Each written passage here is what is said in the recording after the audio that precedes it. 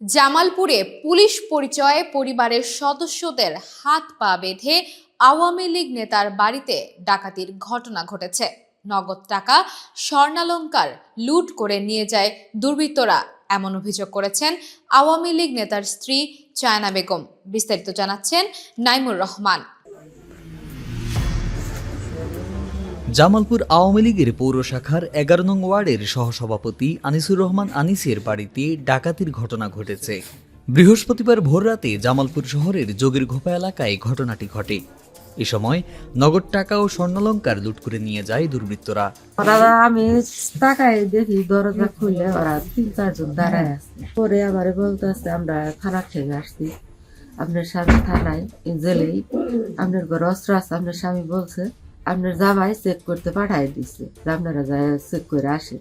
জানা গেছে গত মঙ্গলবার নাশকতার মামলায় গ্রেপ্তার হয়ে আনিসুর রহমান বর্তমানে জামালপুর কারাগারে আছেন।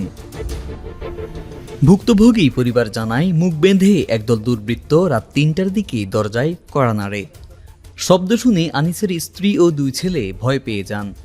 দুর্বৃত্তরা পুলিশ পরিচয় দিয়ে ঘরে অস্ত্র আছে বলে তল্লাশি করতে চান। মুহূর্তেই তারা দরজা ভেঙে ভেতরে প্রবেশ করে সবাইকে হাত পা ও চোখ বেঁধে ফেলেন। আনিসের স্ত্রী চায়না বেগমের 2 কানের কিছু অংশ ছিঁড়ে স্বর্ণালংকার ছিনিয়ে নেন। চায়না বেগমকেও মারধর করেন। এরপর আনিসের বড় ছেলে মাহিমকেও মারধর করে হাত পা বেঁধে ও গলায় ছুরি ধরে লুটপাট চালায়। চেক না করে আমার মুখ হাত এগুলো বাঁধে সময় কইছি আপনারা বলে পুলিশ, তাহলে এগুলা বাঁধে হেন কে কইলে ইল্লা বাঁধে তৈলে চেক করা লাগবো, নইলে তোরা সিক্কির মারবি। ওসুমকে কইছি আপনারা তো তাহলে পুলিশ না অন্য কেউ। হাত পা বান্ধে আমি আবার কথা কই, তখন আমার মাথার ভিতরে বাড়ি মারছে, 3টা বাড়ি মারছে। মুরের কান ধরে ধর টান মারছে, তখন আমি বাম হাত দিয়ে গয়না খামসা মেরে দূরছি। আমার হাতের সমানে মুচড়ায় গয়না আমার হাত থেকে বের করে ছাড়ায় আমার এইভাবে মুরন দিয়ে ভান দিছে।